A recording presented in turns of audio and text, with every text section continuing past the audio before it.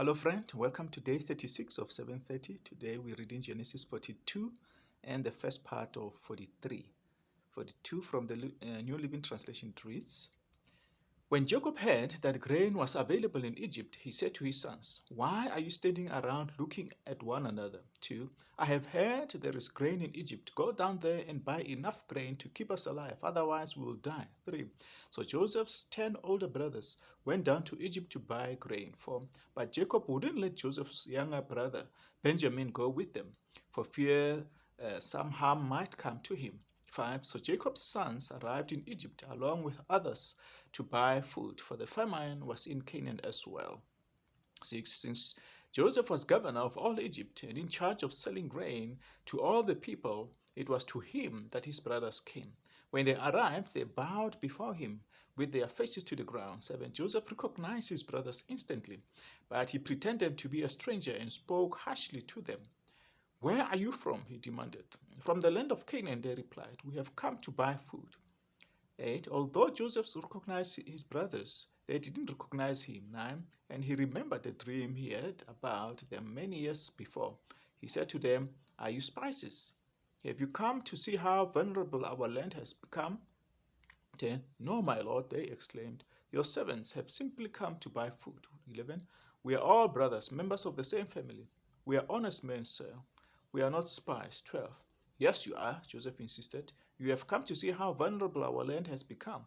13. Sir, they said, there are actually 12 of us. We, your servants, all our brothers, sons of a man living in the land of Canaan. Our youngest brother is back there with our father right now, and one of our brothers is no longer with us. 14. But Joseph insisted, As I said, you are spies. 15. This is how I will test your story. I swear by your life, um, I swear by the life of Pharaoh, that you will never leave Egypt unless your youngest brother comes here. 16. One of you must go and get your brother. I'll keep the rest of you here in prison.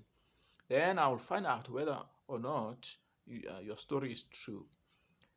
By the lie of Pharaoh, if it turns out that you don't have a younger brother, then I will know that you are spies. 17. So Joseph put them all in prison for 3 days. 18. On the third day, Joseph said to them, I am a God-fearing man. If you do as I say, you will live. 19. If you really are honest men, choose one of your brothers to remain in prison. The rest of you may go home with grain for your starving family. 20. But you must bring your youngest brother back to me. This will prove that you are telling the truth, and you will not die. To this they agreed. Speaking among themselves, they said, Clearly, we are punished because of what we did to Joseph long ago. We saw his anguish when he pleaded for his life, but we wouldn't listen. That's why we are in trouble. 22. Didn't I tell you not to sin against the boy? Reuben asked, but you wouldn't listen. And now we have to answer uh, for his blood. Of course, they didn't know that Joseph understood them, for he has been speaking to them through an interpreter. 24.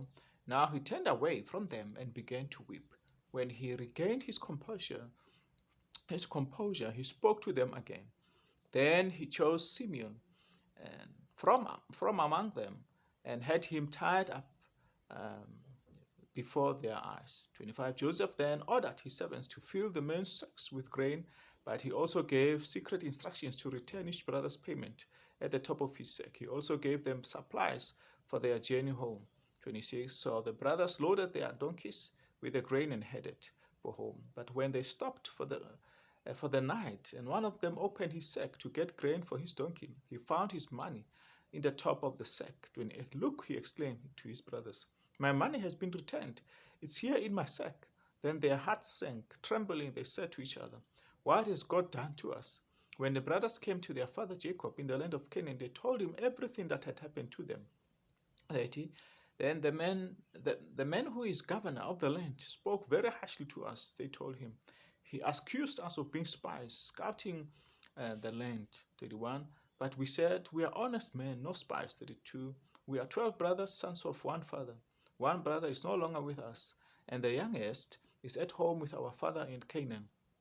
33. Then the man who is governor of the land told us, This is how I will find out if you are honest men.